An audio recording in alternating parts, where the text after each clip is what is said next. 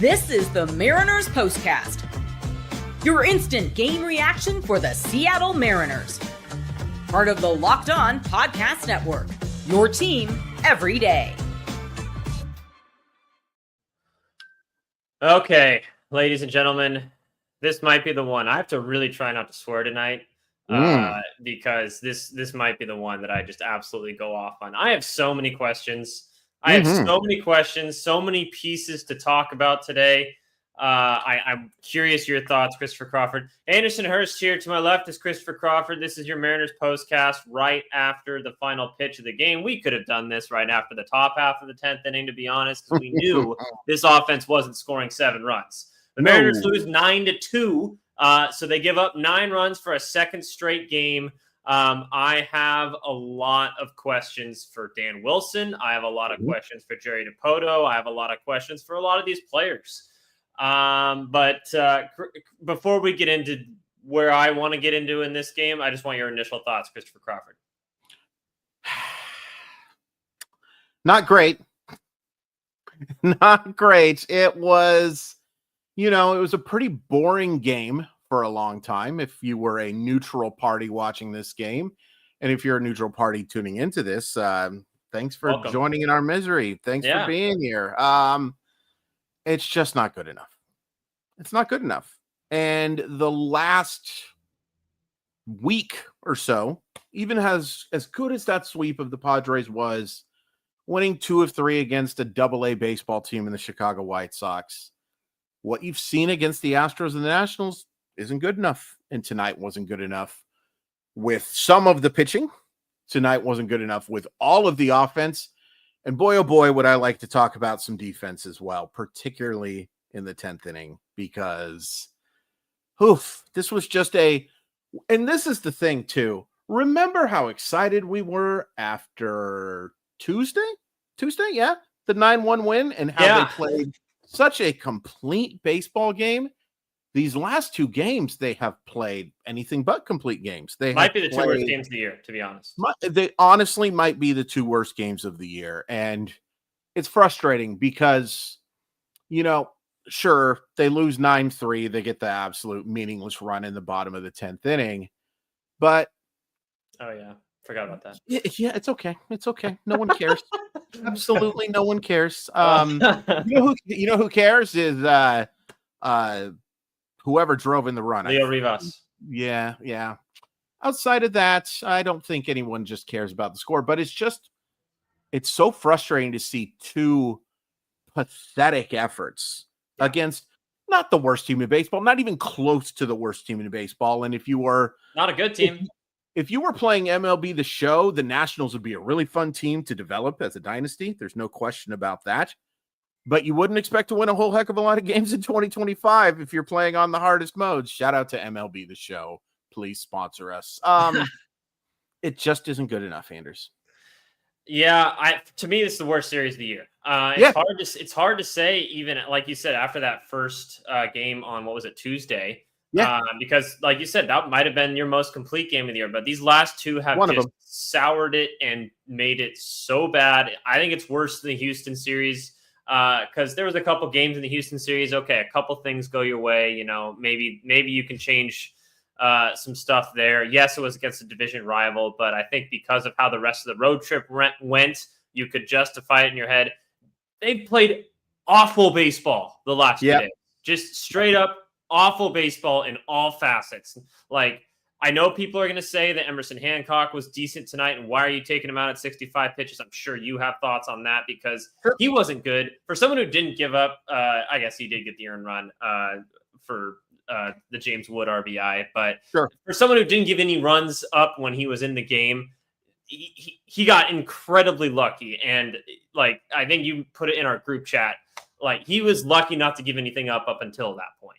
Yeah, he was. And look, it wasn't a bad start by any stretch of the imagination. It was just far from 5 1/3 innings of shutout baseball. It was nowhere close to that. Hurt a little bit by umpiring a little bit, but his command was really bad. And I think we can just talk about that decision now.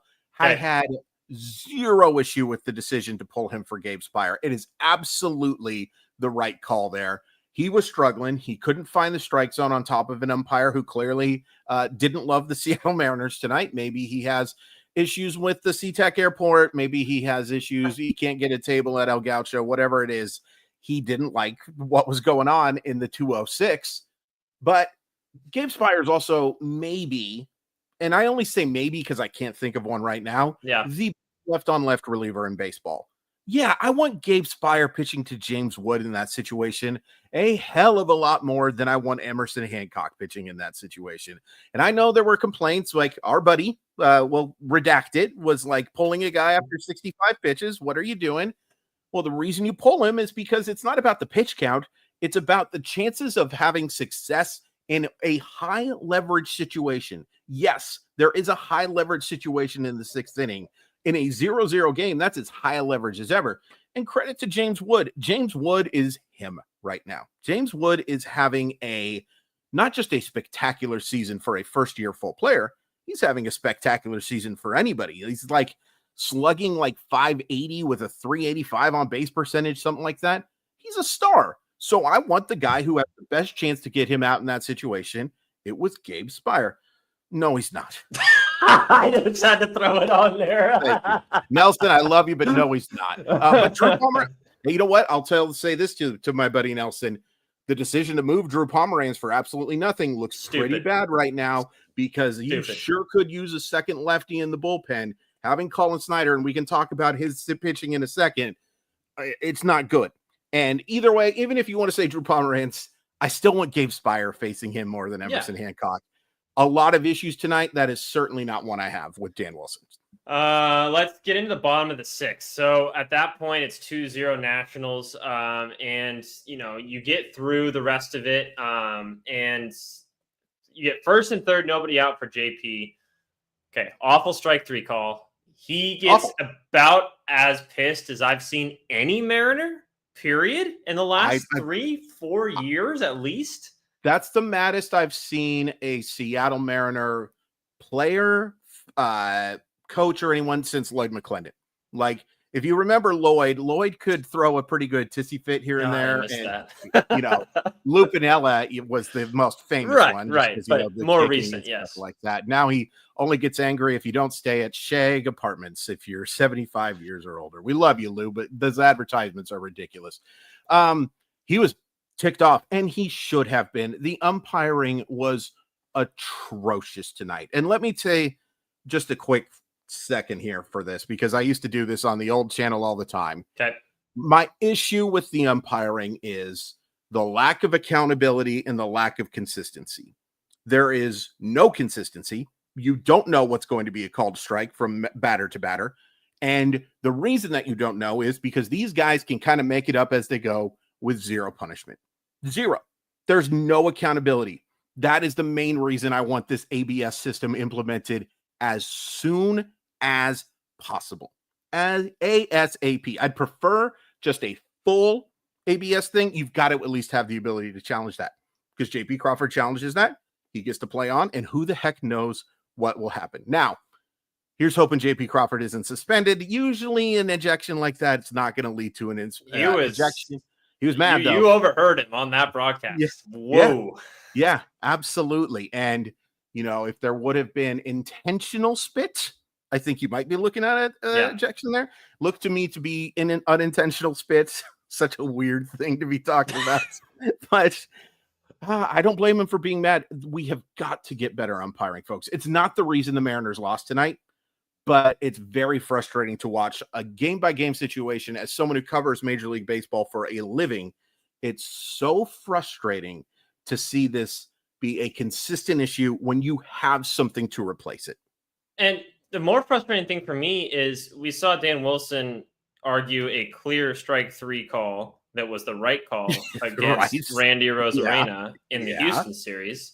Yeah. And then he goes out to defend, or goes out to JP, almost pulling him back, not saying a single word in this one that clearly it's incensing him. And this is the chance to fire your guys up. That is I'm sorry.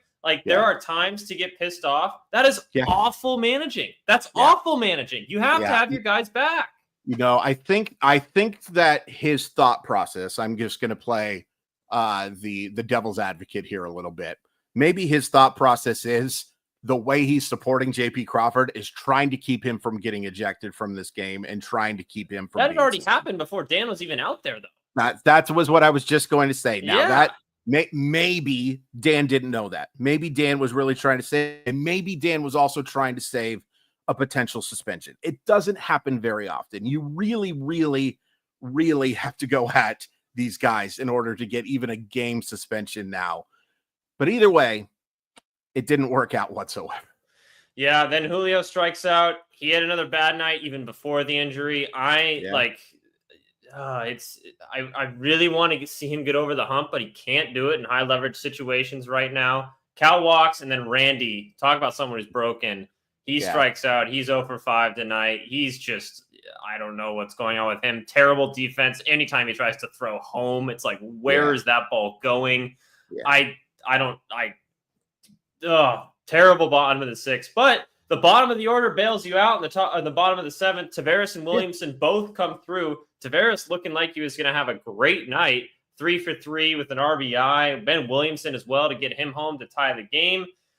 You get Andres Munoz out in the top of the 9th and he pitches 12 pitches. First time he's pitching in 6 days, by the way. I said 4 yesterday. I was wrong. It's 6 days at this point. He didn't pitch since last Friday. So he only pitches 12 pitches, goes through 1, 2, 3. And then you bring out Colin flippin' Snyder in the 10th. I am struggling to find a reason to justify this one, because if you're going to bring him out in the tie game in the 9th inning, why not bring him to pitch 2 innings, especially because of how much rest he's had, especially because he went through a very quick 9th inning. So I have no idea. I have zero defense for Dan Wilson on this one, and it obviously bit him.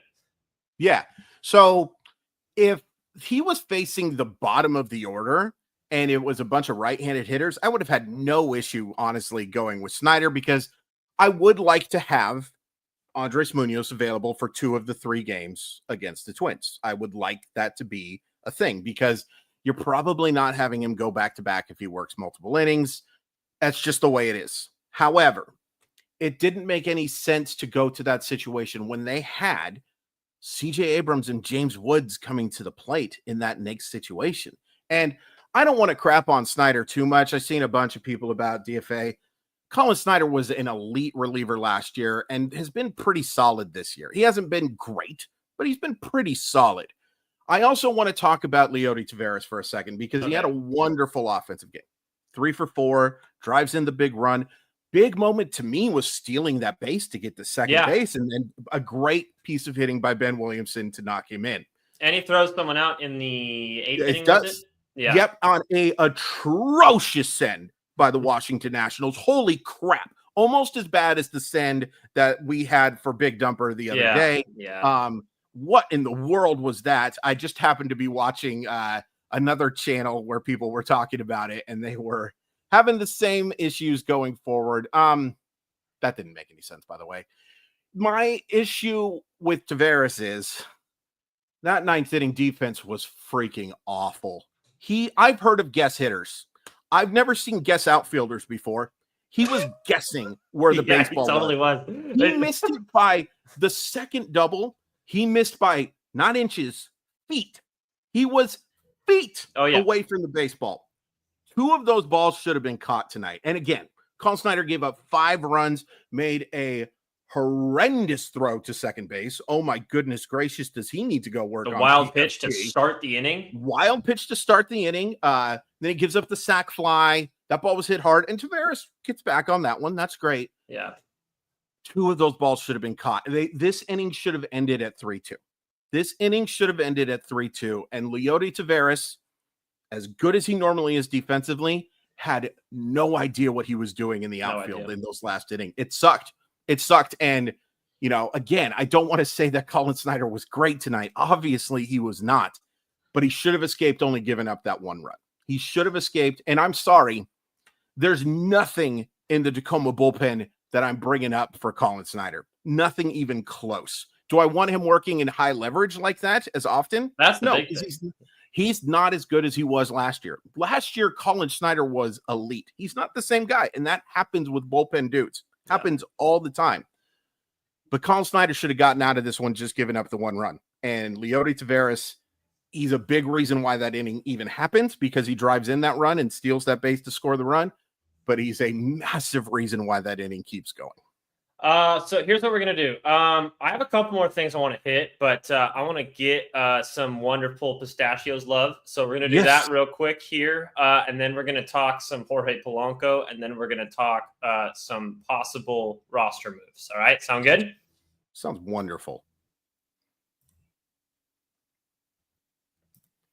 Looking for a snack that packs both delicious and nutritious ingredients? Crack into a good source of protein with Wonderful Pistachios. Wonderful Pistachios is one of the highest protein nuts. Each 1 ounce serving has 6 grams of protein, giving you over 10% of your daily value. Plus, they're packed with fiber, and they have the quotation marks here, better for you unsaturated fats to help you keep you feeling fuller longer. I should have eaten some pistachios before this because I would have had a better read on this ad, but I love Pistachios. I just ordered some because they're just that perfect snack to have while I'm working, while I'm writing about the Mariners, while I'm proposing Harry Ford for Shohei Ohtani trades. I just snack on some pistachios and I feel great about it. Get snacking and get cracking with a snack that packs a protein punch. Visit wonderfulpistachios.com to learn more. All right, you mentioned it there with our ad read with Wonderful Pistachios. Quick shout out to them. Thank you for sponsoring today's show. Before we get into some possible roster moves, I want to ask you about Jorge Polanco. Because it was a bit of a surprise to me going against Mackenzie Gore, a good left-handed pitcher, that he was in this lineup tonight, but he was batting lower in the lineup. So I'm like, okay. Are they just moving him around? Maybe he's feeling less comfortable with the left-handed or against the left-handed pitcher batting from the right side. I don't even think it's that. I think it's literally just I have no one else to put in that spot. He squared up to bunt at least 3 times. Early in the count. Dude can't even swing the bat right-handed. So why is he A, in this lineup, first of all? B, if he can only bat from the left side as a DH and has been awful for the entire month of May, why is he not on the IL? If it's something that is hindering him this much, he needs to be on the IL to get healthy. There's no question about it. And, you know, I want to give Jorge Polanco credit for trying to play through this. You know, it shows that it ain't Jorge Polanco's toughness that he's always on the injured list. It's a fact that some guys just are injury prone. Some guys just deal with injuries more often than not. It's not him not being willing to play through it, because if he wasn't willing to play through it, he would just be on the bench right now. Yeah. The Seattle Mariners need to take the decision out of Jorge Polanco's hands. Literally need to take it out of his hands. Literally need to place this guy on the injured list and let him get healthy. Because I think the biggest issue right now with Jorge Polanco is his timing doesn't look right. And I think the reason that the timing doesn't look right is for the first time in his career, he's a platoon player not playing every day. And lots of guys struggle with that. Lots of guys struggle with not being in the everyday routine that he has been used to for a very long time now. A very long time. Yeah. Jorge Polanco needs to be on the injured list, and Cole Young needs to be a Seattle Mariner right now. Okay, so let's move to that part of the conversation now. I think we're at the point where roster moves need to happen now. You're having at least 2 guys that are your top end prospects that are ready to play baseball in the major leagues in Cole Young and Harry Ford. You mentioned you want to bring Cole Young up now. Okay, great. Who would you move for him? Where would you play him? Would he be your starting second baseman every single day? Is he only against righties because he's a lefty? How are you playing Cole Young in this situation? Yeah, I'm playing him every day. I'm playing Cole Young every day. I am having him be my everyday second baseman. And the move to me is placing Jorge Polanco on the injured list. There's clearly something going on with his side. You clearly have the ability to place him on the injured list. He may fight you on it. and the MLBPA may fight you on it if he disagrees that he's hurt. Take that chance. Take that chance and place him on the injured list. Now, when Polanco's ready to go, hopefully very soon, hopefully it could even be probably not a minimum stint, but a couple of weeks of getting better, right? Then you probably are moving on from Miles Mastrobuoni. You're probably taking him off of the roster. And, Miles Mastrobuoni has a place on a roster because of his versatility, the ability to play third base, second base. There's better players than him, though, now. There's better players that you can play. Exactly. And the fact that you have those better players makes him pretty easy. And he's also a guy that I think you can probably get away with DFAing. Probably a guy you can stick in Tacoma, and he's your new Sam Haggerty. He is that new guy that you have to select the contract of a couple of times and bring him up. I think you have to, at this point, bring Cole Young up, put Jorge Polanco on the injured list, and then you are moving Miles Mastrobuoni when that comes. What about Harry Ford? Because I know there's a lot of people that are asking for him to be moved up. Maybe there's a service time manipulation thing going on. I don't see that. I think they're just trying to figure out the roster at this point. But having Mitch Garver not even be a DH against lefties now, what is he on the roster for at this point? Besides the fact that he makes $12 million. Exactly. That's the only reason, is that he is still due just under 8 million now, because he was due 12 and we just went over the 1/3 point. By the way, we're already past the 1/3 point in the season. It is flying by. Here's what I'm doing with Harry Ford, and we talked a little bit, and it's just something I kind of thought about just as we're doing it. I'm having Harry Ford start playing some first base in Tacoma, and I am having Harry Ford be a replacement for Donovan Solano, because I get that Donovan Solano's been marginally better lately, and he's had some really good at-bats that have not paid off. I wholeheartedly believe that Donovan Solano probably joins another team and probably does pretty well, partially because we're buried. The stadium is on an ancient burial ground, and partially because there's still enough signs from Donovan Solano that suggest he's not terrible. Nah, he's not cooked. He is in the oven, though, and for the Seattle Mariners, it's time to make a new meal. Let Harry Ford go play some first base, and let him be that guy who can be a guy who subs in at catcher here and there, a guy who subs in at first base. You could even put him in the outfield here and there, because that's what Harry Ford's ultimate long-term landing spot is, probably. If he's on this team. If he's on this team, because, he is easily, I don't think it's even close, your number one trade chip. Just easily your number one trade chip to get better. And the risk with calling up Harry Ford is that if he comes up and he's 10 pounds of crap in a 5-pound bag, your trade value for him goes down, even acknowledging how young he is, small sample, blah, blah, blah. So why not trade him now, if that's the case? Because nobody's just willing to make trades right now. It's so stupid. It's just so dumb, but everybody wants to wait until the middle of June at the earliest to make these type of moves. I think Jerry Dipoto and them have to be super aggressive right now. They need to look at the waiver wires, scour the trade market, everything you've got to do to make this roster better and not blow a chance at a division title again. But Harry Ford, I think, is a guy who I'm talking myself more and more into, is a better option than a lot of these bench guys are. The long-term future of him matters, and it's important for him if you do somehow view that he's your catcher of the future and Big Dumper is your DH, because you think you're going to overplay him, which is pretty mean. You've got to think about that, but at the same time, you also have to acknowledge that what he's done offensively, particularly as of late, is just too good to leave in the minor leagues right now.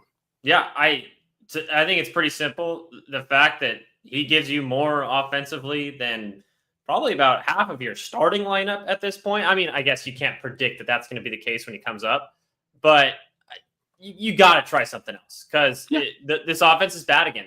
And as we kind of wrap up this one, the offense is bad again. It's been bad for a while now, besides maybe a couple games, maybe one in the Houston game or series, one in the National series, but since this Padres series, it has been bad offense. And Cal Raleigh's been great.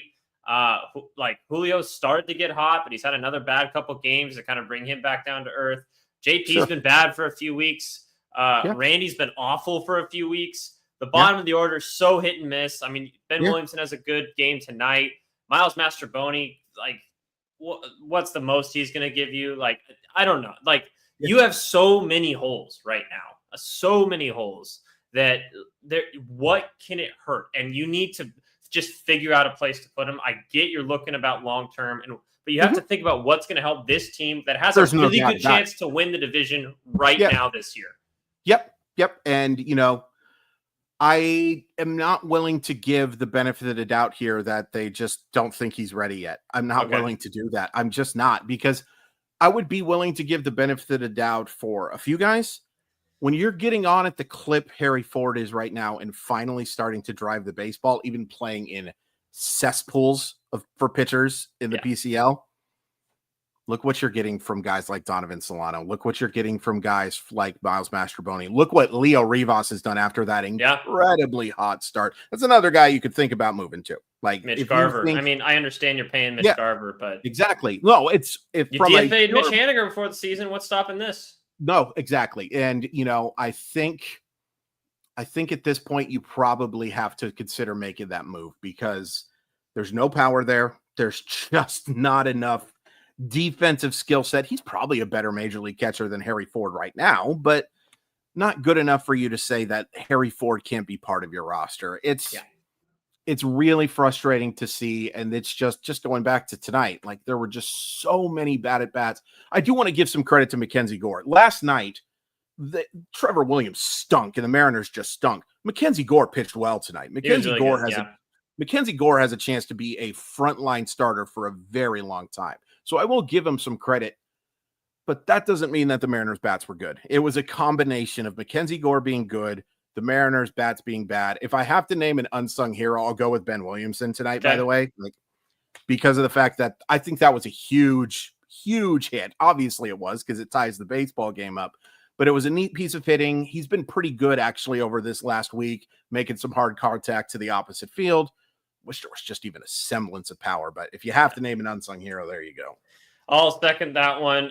Just one more thing. The strikeouts are starting to pile up too again. This team that used to not be striking out a ton, they had another 11 strikeout night tonight as a team.